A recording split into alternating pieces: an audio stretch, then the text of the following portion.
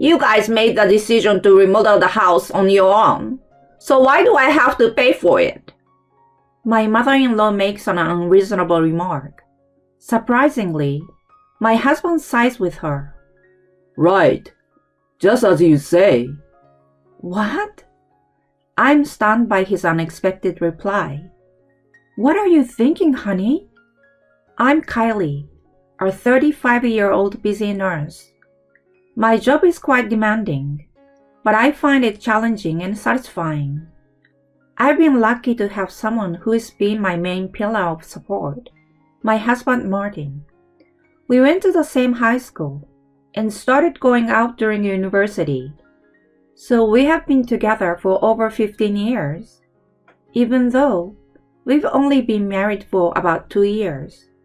Being together for so long, we've grown to understand each other quite well and accept each other's flaws. Sharing a life with him brings a sense of security and peace, and spending time with him is invaluable to me.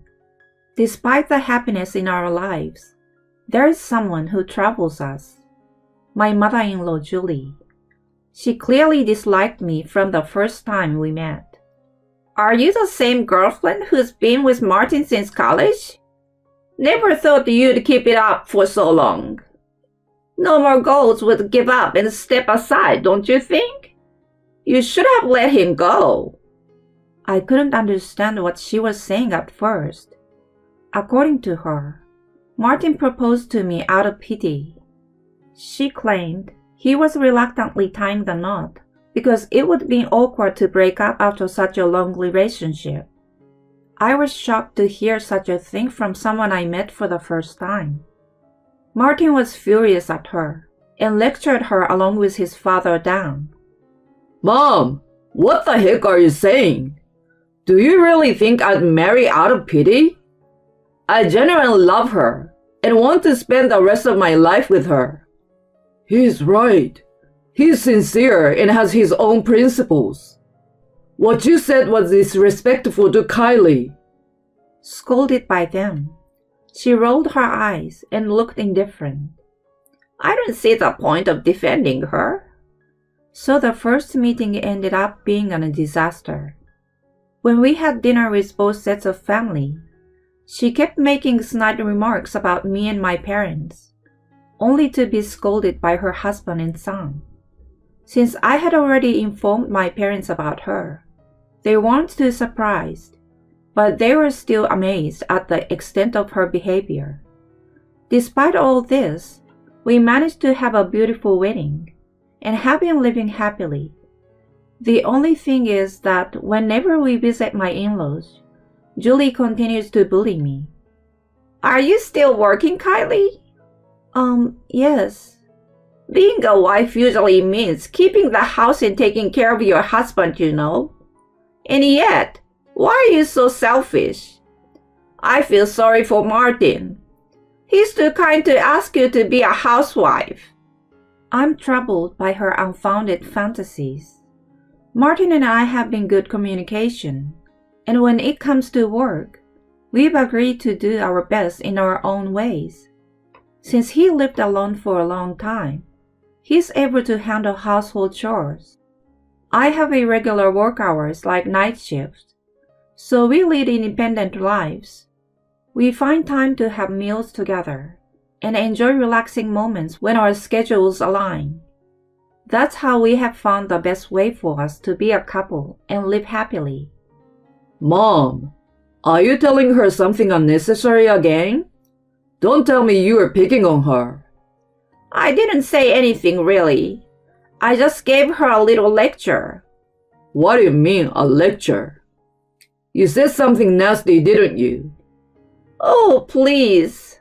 Anyway, did you get what I was telling you, Kylie? You better follow what I say. She blubbers random things as she walks away.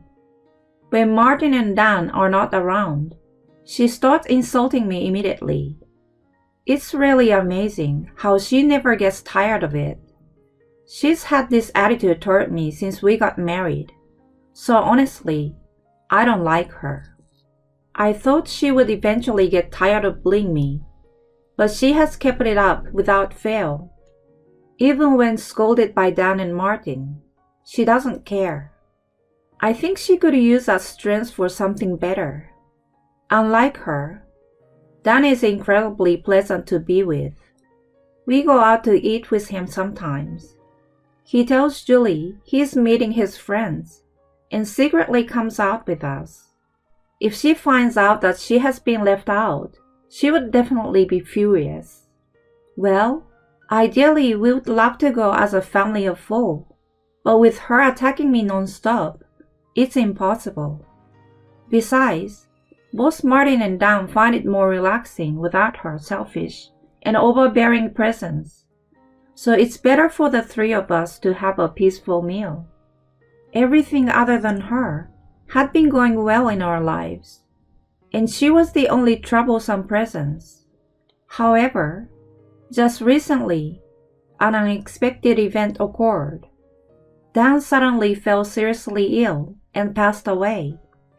Both Martin and I were quite shaken by the sudden news. When we rushed to the hospital, his cold and lifeless body was lying there. Dad. Martin crumbled to his knees at the sight of him. While comforting Martin, I couldn't stop my tears either. To make things easier for him, I took the lead in arranging and preparing for the funeral. He managed the role of the chief mourner, while Julie did absolutely nothing. Moreover, she didn't even seem terribly saddened by the death of her husband. Despite spending most of their lives together and being supported by him for so many years, I wondered why she was so indifferent. Regardless of her questionable demeanor, we were able to have a heartfelt gathering where his memories were cherished. Many people came to bid farewell to Dan, who was well liked in the community. He must have been touched too. Well, it was a bit unfortunate that the love of his life seems to be unemotional. After the funeral, we tried to go back to our normal routine. At first, it was difficult to pretend everything was okay, but eventually, I started to become more positive about life. Amidst all that, Julie showed up at our house unannounced. That had never happened once since we got married, so we were a little freaked out. What's up, Mom? Couldn't you give us a heads up before coming?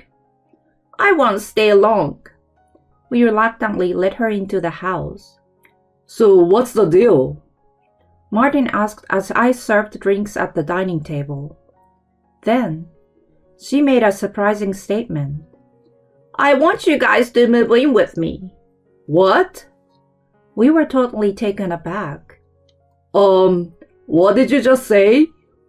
Martin asked hesitantly. I'm telling you to move in with me. Why do you have to be so condescending? And why all of a sudden?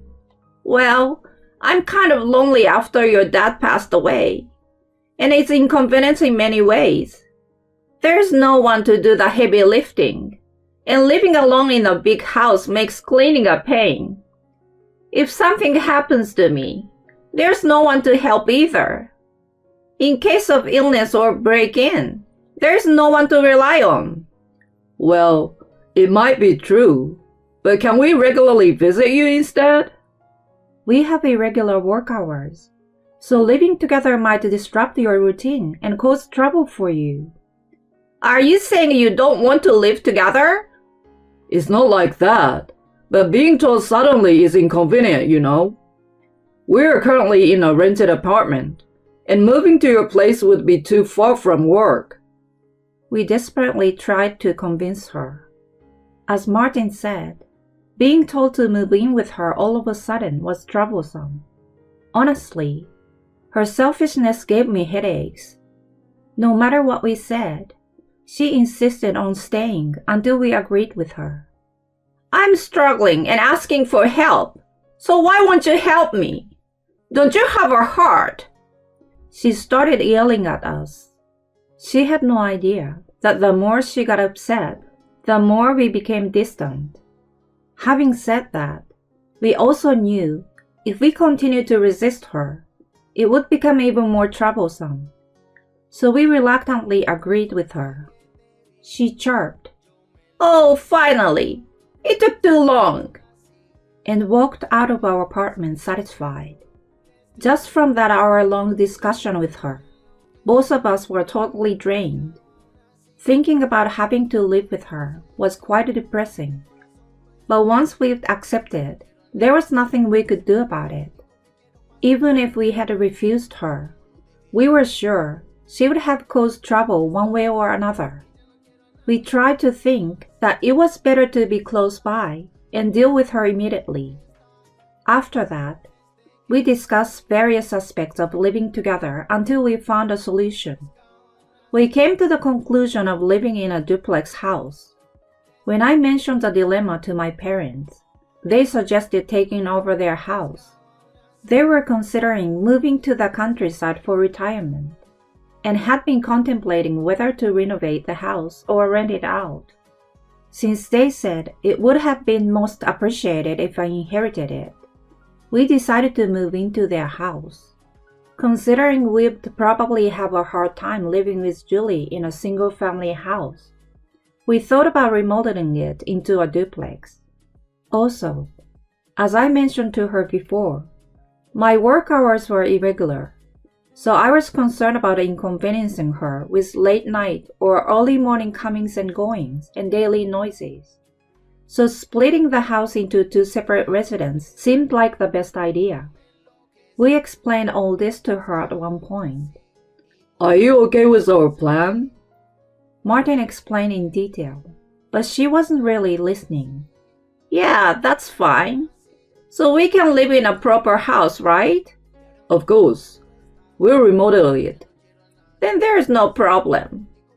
I got really worried if it was genuinely okay, but since she said it was fine, I had let it go.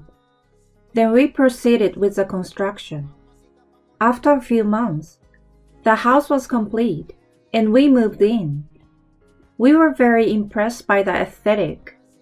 Even from the outside, it looked so clean and new, like it was just built from scratch. "It's amazing, isn't it?" The remodeling was definitely a good idea. We were just in awe of our new residence.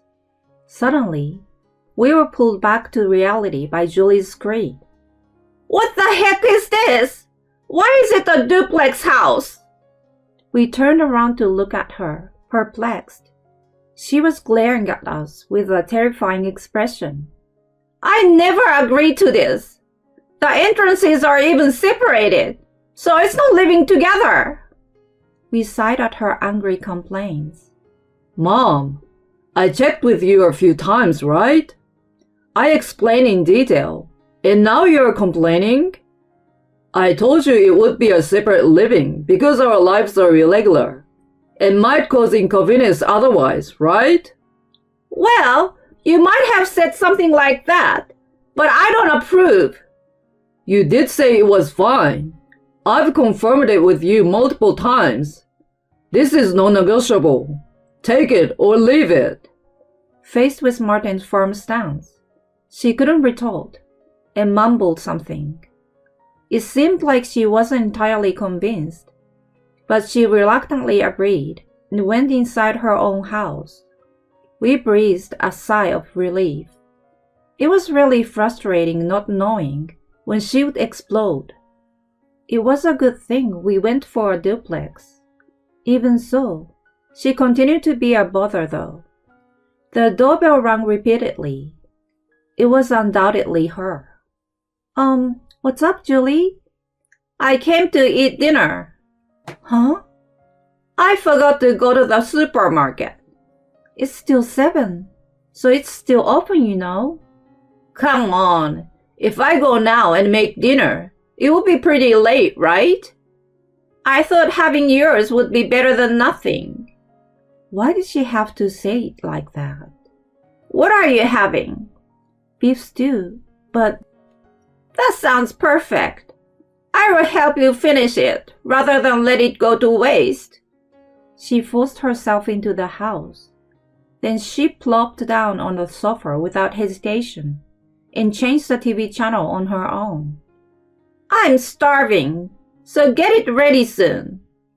Martin won't be home until 8, so I will be waiting until then.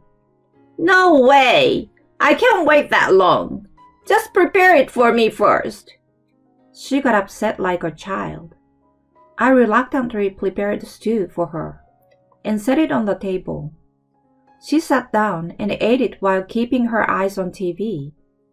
As expected, there were no words of gratitude from her. She finished it in no time and then sat back on the sofa to watch TV.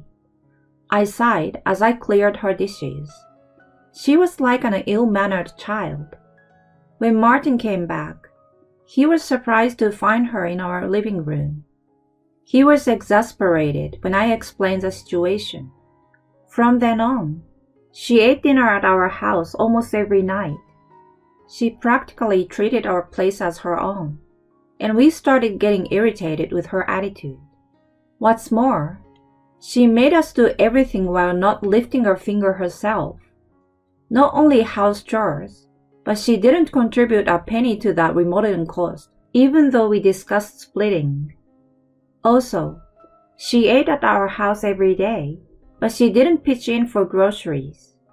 When we finally asked her to contribute at least for her own food, she came up with nonsensical excuses, saying she was just letting us treat her and showed no intention of paying.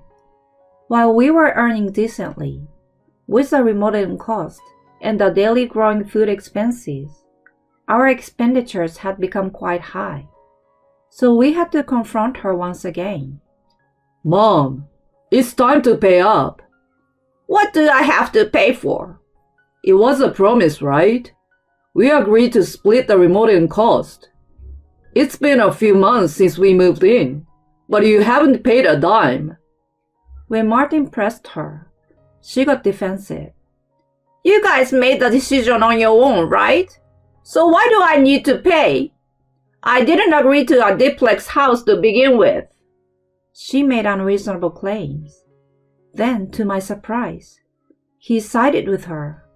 Yeah, you're right. What? I was stunned by his unexpected reply. Sorry, Mom. When he apologized, she put a smug look on her face. No worries, if you understand. Just be more careful from now on. I wasn't satisfied, but he grabbed my hand, and we left her house. Hey, what are you thinking? Back at our place, I questioned him. What if we sell this house? But if we do that, your mom won't have a place to live. Don't worry about her anymore. If she wants to do whatever she wants, let her do it alone. Let's live just the two of us. His idea shifted my thoughts in that direction. You were so right. We've been too accommodating to her for too long. I've had enough. We quickly prepared to move, starting with finding an apartment for the two of us. We didn't mind renting again, and it didn't have to be spacious. We compared our non-negotiable conditions and found a suitable property. We promptly signed a lease to be able to move in any time. We put the house on the market, packed our belongings, and were ready to go. Meanwhile, Julie had no clue what was going on. We kept it a secret until the last minute to trouble her. Soon after, the moving company arrived and started loading our belongings. Then, Julie rushed over in a panic. What in the world is going on? Are you guys moving? Yeah, we are. Then there's no point. What am I supposed to do alone? You are still healthy. You can live alone. We are cutting ties with you, Mom. What are you saying? You can't do such a thing. Yeah, we can. And we won't be dealing with you anymore. When he firmly stated, she got angry and defiant. What's wrong with you, you idiot? I would be fine without you guys anyway. I will live it up in this house. Then we drop a bomb on her. What are you talking about? We've already put this house on the market. What? The owner is moving, so it's obvious, isn't it? Wait a minute, Martin. So I will have to leave too? Yeah, but if you buy the house, you can stay. Right, honey? Sure. Would you like to buy my house? What do you mean by your house? Looks like you haven't been listening at all. This house was originally my family house. I inherited it and remodeled it. Really? So I have the right to sell it. Of course, you will have to leave too. If you try to remain, I will have you arrested for trespassing. Oh no. She finally seemed to understand her situation. Wait, if you leave me behind, who will I rely on? Martin, are you abandoning your own mother? You only bring out your family when it suits you, huh? I can't see myself caring about someone like that anymore. We're moving now.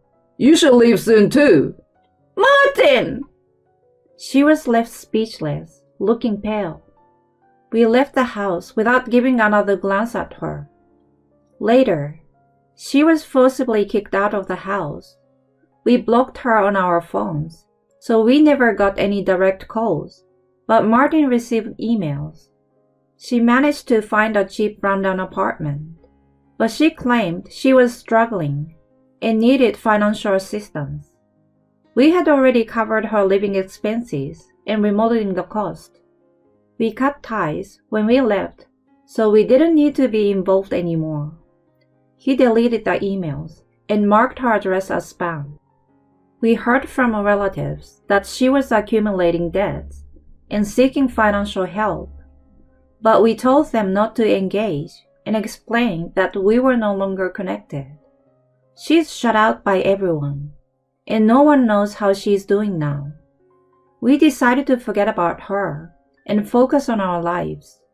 We plan to prioritize each other and live happily from now on.